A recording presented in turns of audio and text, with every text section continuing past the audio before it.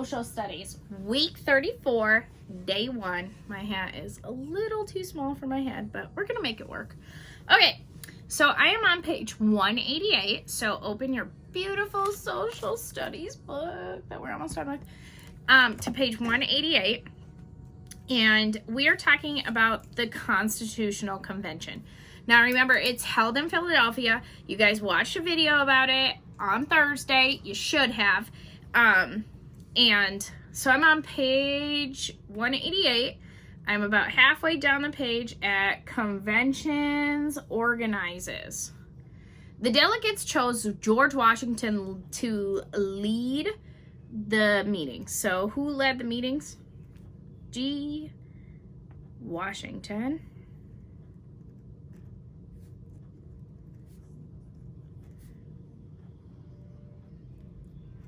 Okay.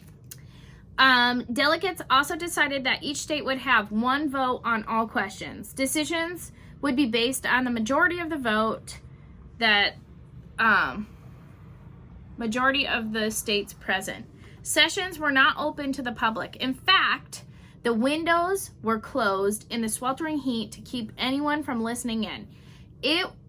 This made it possible for the delegates to talk freely. Remember, I said it was like 1,005 degrees out, and they have to sit in there with no air conditioning and no windows open, and they're in like those full suits. They're probably sweating.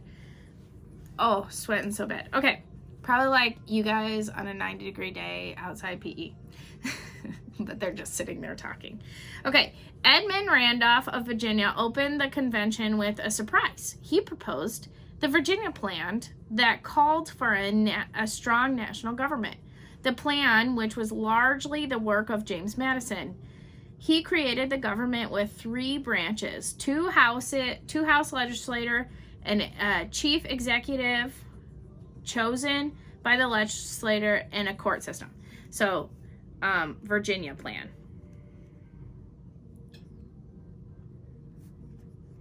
So I'm writing that, Virginia Plan, and this is 3-part government, right? So they have the houses, a chief executive, and a court system, okay? The legislature would have power to tax, regulate trade, and veto state laws. Voters would elect members of the lower house of the legislature. The members of the lower house would then choose a member of the upper house. In both houses, the number of representatives would be proportional to the corresponding in size to the population in each state. So we have our first vocab word today. So proportional. Okay, I'm writing that. Having the proper size in relation to other objects. So proper size in relation. That's what I'm gonna put. Okay, because we don't have to have objects or items. Okay, this would give each state, such as Virginia, many more delegates than Delaware, the state with the fewest number of people. Delegates from the small states objected. Because, like, New York is going to have how many delegates? Like, a ton, because a ton of people live there. Where, like,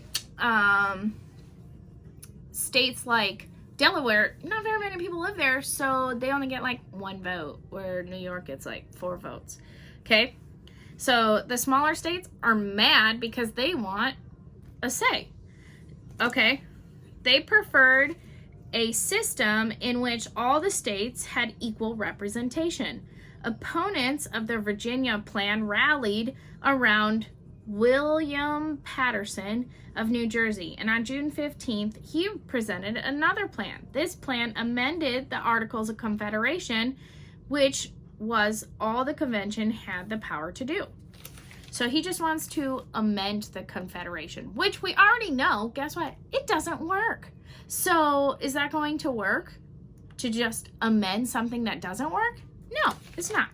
So now we have a new plan. So the New Jersey Plan. So New Jersey Plan. Okay. So let's see what the New Jersey plan is, okay? So, blah, blah, blah, blah. Under this plan, the legislature would have a single house, with each state having one vote. Patterson argued that the convention should not deprive smaller states of equality they had under the Articles. The New Jersey plan gave Congress the power to set taxes, regulate trade, and elect an executive branch made up of more than one person. Remember, a lot of the states don't want one person in charge because they don't want a ruler. They want a government that works together. Okay.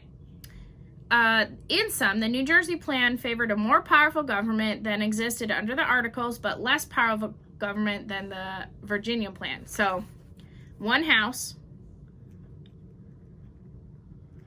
one vote per state, and more than one leader.